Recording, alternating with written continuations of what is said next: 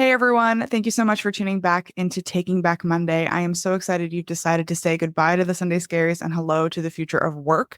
I am so excited to introduce you to an incredible guest today. Welcome to the show, Frank. Yeah, thank you for having me. Well, we met by way of a mutual friend, and she was talking about my podcast, and we were getting ready to kind of put together a list of who we thought would be really inspirational thought leaders. And your name was number one at the top of our list. So thanks, Amber. Thanks for connecting me to Frank. I'm really excited to learn from you and hear a little bit more about your story. Feel like I owe Amber money for that plug. So happy to share some background on me. By way of introduction, Frank Congiu and I work for an organization called Ronstadt, world's largest talent organization, and joined about 10 months ago. And part of the reason I was brought into the organization was the stuff that I'd been doing for years now in the HR community, which is building community in service of HR leaders, not only executives that we do business with, but also just people out there that we find really innovating, or people that we think can bring value to the HR community. So it started off as a passion project for me and has evolved into a full-time job. So a lot of our listeners work in more of a corporate environment and maybe get a little nervous. Like HR comes into the room and you're thinking, oh no, HR is here. Like, what am I going to do? They're kind of the boogeymen of the corporate world sometimes. What's your reaction to that? How would you respond to that idea? Um, well, first, I'd acknowledge that that's not 100% wrong, right? I mean, I think that is still going to be the reality, and that when someone maybe needs some course correction, HR will be there to help steer that. So that's not completely going away. I think what HR really needs to be doing, and the best leaders in HR are doing a lot more, are thinking about how to help advance the careers of individuals, how to steer the careers of individuals, how to make sure that they have all the resources needed, whether it's specific to education, coaching, any sort of enablement that individuals can need and would benefit from. And you see some world-class organizations that are doing this across the board. I personally come from a background of an uneducated family, so I love organizations that are doing things like providing education resources to frontline employers and funding that education. I think HR is doing a lot more than perhaps they get credit for, and there are certain HR leaders that really stand out and are doing a lot more than others. And so I always think about, how do we celebrate those sorts of leaders so that other people kind of join the party? You mentioned that you come from a background of an uneducated family. Were you the first in your family to go to college? Yeah, so the first in my family to ever go to college, and I come from a fairly large family. So my mother was one of six, and my father one of four. And out of all of my cousins and my aunts and uncles and grandparents, I'm the first person to ever go to college. So that in itself came with some interesting challenges, both from this perspective of being the first to do it, and also how to figure out how to fund it. And so worked full time while going to school full time. And one of the blessings in that was a bit of a career pivot from what I thought I might do. I started as a psychology major at NYU, transferred schools, went to an accounting major, and never did anything in either field. But I think both of those studies helped underpin what I do today. Yeah, I also started as a psychology major. Okay. And then I discovered that I didn't want to be a therapist. I didn't want to go to grad school. I didn't want to do any of that. And there's not a lot you can do in psychology when you don't want to go to expanded school. So I actually pivoted into marketing because I discovered it's the more employable version of psychology. How do we understand how people think? Yeah. Well, I eventually ended up there, but it wasn't on the roadmap initially. So tell us a little bit about, how did you get to where you are today? What were some key milestones in your journey that brought you to your daily life today? Yeah. I love the question, right? Because I think the worst term I've ever heard is self-made man or self-made woman, because no one is. And I think the most successful people in the world achieve success through and with the help of other people. And so if I think back to the earliest stages in terms of growing up in a very uneducated and you know, poor might be a strong word, but not a wealthy family. Right. But living in a town with lots of wealthy individuals, largely an educated population, I learned at an early age it was really critical for me to surround myself with my friends' parents and build intentional relationships to understand how they achieved the things that they did, how they owned the possessions they had or the country club memberships and things like that. So I think from a very young age, I realized that I wasn't going to achieve what I wanted to by surrounding myself by my family. Now, all very lovely people, but just had different things than what I had aspirations to achieve. And that carried through as I graduated high school, and I thought about the friends that I had and the friends that I needed to make. Um, and then certainly as I got into the corporate world, being really intentional about building the right relationships. And now I do this for a living, right? I spend a ton of time thinking about who are the people that I need to have in the room as I'm doing large summits, events, dinners, and so on. So I think it started at a really early age, and I carry it forward even today. So I'm a father of two young girls, and grew up in a family of boys. So not knowing how to raise young daughters, I intentionally thought about seeking out parents who had so my friends' parents who had successful daughters and ask questions, right? So I think no matter what the goal is that you have, I always try to think about who are the relationships that can help make that goal more successful. I think that's so key. And I agree with you. I hate the phrase like self-made and that the idea that I did it by myself. All of my success I can trace back to a friend or a colleague or someone who saw me for what I wanted to be known for and saw an opportunity and just opened that door for me. Or in the case of some of my friends, shoved me through it because they said, Yeah. this is good for you and this is an opportunity you need to take. Even when I sat there saying, well, I don't know. I mean, maybe who am I to do that? Who am I to have that opportunity? Have you ever felt like, considering your background and the people that you were surrounded with, that little hesitation or edge of fear? Like, who are you Mm. to take these opportunities? Um, so absolutely, imposter syndrome is a very real thing. I still have it as of today, right? And I don't know that it'll ever go away. I think as you seek to constantly, if you believe and you subscribe to better never stops, then you'll always have a bit of that. And something about that level of uncomfort or sort of maybe like healthy anxiety, I think is a good thing, right? This ability to get complacent is probably the worst thing. And so I straddle this idea of there's something nice in being comfortable for a little bit, and then I want to always feel uncomfortable. And so I always put myself in the room where if I'm the smartest person, then it's a massive failure. And transparently, I'm never the smartest person in the room because I intentionally set myself out to be in rooms of people that I can learn things from. And on a daily basis, I'm on a call and I'm learning something from someone, or I'm hosting a dinner and there's multiple people around the table. So I seek that out intentionally because I'm a big believer in that. That's the only way to get ahead and to continuously. And I'm a very naturally curious person. I think what's important though is to step back and say, oftentimes these people have a ton of expertise and they're a lot smarter than you, but it's in maybe one way. So if you do this too often, you can walk away feeling less than. I think the reason that I don't is that I realize that, okay, of course a CHRO who's been practicing for 30 years is going to know HR far better than I do. And there's things I know far better than them. And if you can walk away without knowing that and you don't let it detract from your own self-esteem, then great. You should push yourself to do that as much as possible. And you mentioned a couple of things that I want to key in on. You mentioned the importance of relationships and surrounding yourself with people who are going to elevate you and elevate your experiences. If anyone were to go to your LinkedIn page, I feel like when I was doing my pre-research on this conversation, we see a lot of pictures of these dinners that you mentioned that you host. Tell us a little bit more of those, how you got started, and what value they bring to you and to your community. Yeah.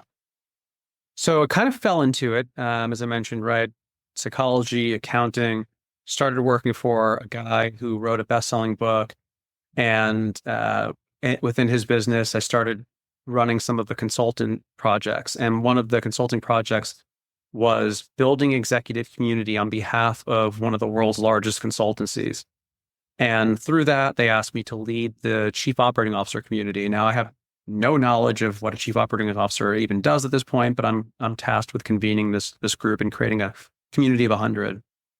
And I then would go on and build this for British Telecom, focused on marketing, did it for Siemens and focused on heads of sales, University of Phoenix, focused on chief learning officers. And as my run was up in that organization, I got approached by another company that was squarely in the HR space. And then all those sort of fears and doubts, like, why would I get approached by an HR company? What could I possibly do here? I don't know anyone in HR. Quickly was able to pivot that and say, like, well, I know this playbook. I built this for companies that had no relationships with the COOs, no relationships with the heads of sales. Like, why don't I just come in here and do this? So I effectively said, I'll take the role. And I said, as long as you give me some budget and a little bit of side project time to start carving out a CHRO community that I'll run. So back in December of 2015, I hosted the first CHRO dinner, which was phenomenal, and had CHROs from all the biggest companies, from IBM, Accenture, and Pfizer, and MetLife, and all Fortune 500 organizations around the table. And that was the first moment of, holy shit, I can do this. And I think the excitement just got turned on. And so I've been doing these dinners now for HR leaders for close to 10 years. And just since January, I've done 23 of them. So very, very busy first half of the year.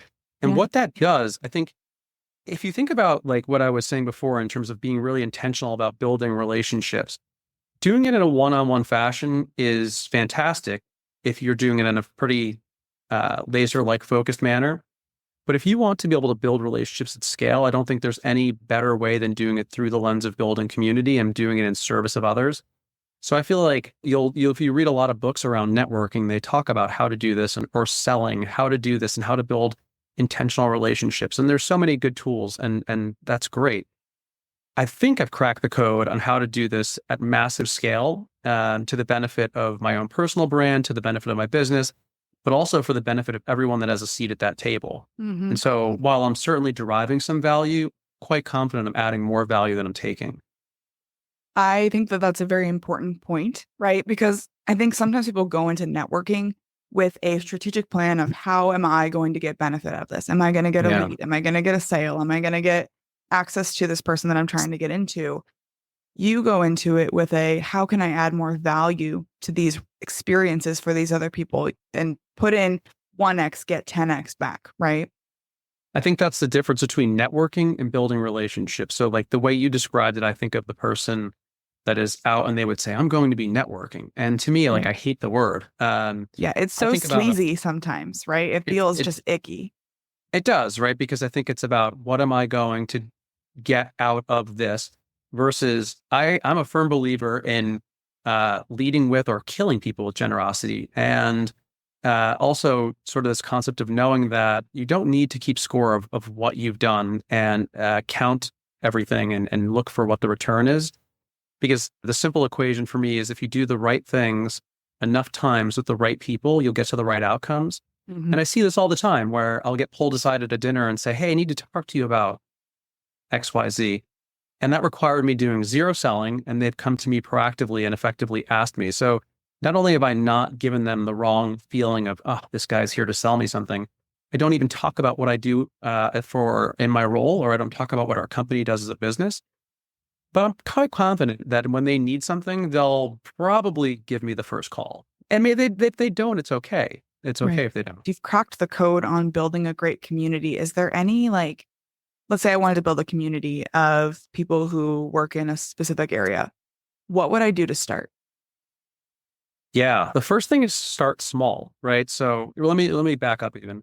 I think it's be really clear on what your focus is. Like, what is it that you want to do? Why do you want to pull these people together?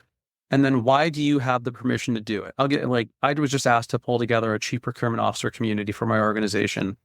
I don't think I'm going to do it because I've got no right doing it. I don't have any knowledge in the space. I don't know anyone in the space. Our company has no business. So I'm probably not going to do it. So I think it's doing something that's really authentic to you, where you can get excited about it, where you can add value. That's sort of like table stakes. The other piece is, if you've looked at my LinkedIn posts, you'll notice never once do I do a dinner without someone else. And I'm a big believer in that. No one shows up for me. No one shows up for the company that I work for. People show up for who else I'm doing them with and who else is coming. So a sample invitation might say something like, hey, I'm doing a dinner with insert CEO, HR leader, thought leader, and we've got XYZ from these people, from these companies coming. Can you make it? And what I've done now is I've disarmed someone from thinking, oh, this guy wants to sell me something. Oh, this Right. is a corporate advertisement. But this is so I think that's the other. So what I would say is kind of put ego aside, think about who's someone that you can reach out to, and you'd be blown away by how accessible these people are. When I was first starting to do this, I just started reaching out to a bunch of thought leaders and said, hey, I can't pay you, but what I can do is put you at a table in front of your buyers. If that sounds good, let's do a 20-minute call. I can tell you what this looks like. I did that until I built up a list of people that were doing these dinners with me. I could then name drop them to the next thought leader and Right. say, hey, I've done 5 dinners with people like this. You should consider this. And so I think it becomes intimidating when people look at the outcome. So when I used to look at people that were doing this, and I always thought, I can't do this. And when you really break down the big goal into like a very tiny sub goal and say, I want to pull together a dinner or a virtual call of 4 people, it becomes more real. The dinners that I'm doing now are 25, 30 people. I would have never envisioned that when I started and thinking that I could do these on a weekly basis. But it's been a build, right? I've been doing this for 10 years now. So, how does this differ from your approach? How does it differ from traditional like workshops or meetups, or what do you do Yeah. differently that makes people actually want to come to these things? Yeah. Okay. So a couple things. I think one is, again, it is a traditional workshop or a meetup probably is specifically around the agenda of the organization hosting it. So I quickly make sure that people understand that is not the agenda. It's in service of them. The second piece is around creating what I would say is like a rapidly accelerated intimacy. So taking complete strangers and making them friends in a short period of time. And there's a lot of exercises that you can do this with. In the LinkedIn posts, if you've seen them, I mentioned sweet and sour. And the idea is I will lead with something incredibly vulnerable, intentionally, and lead with that so that people feel the permission to now share something like that themselves.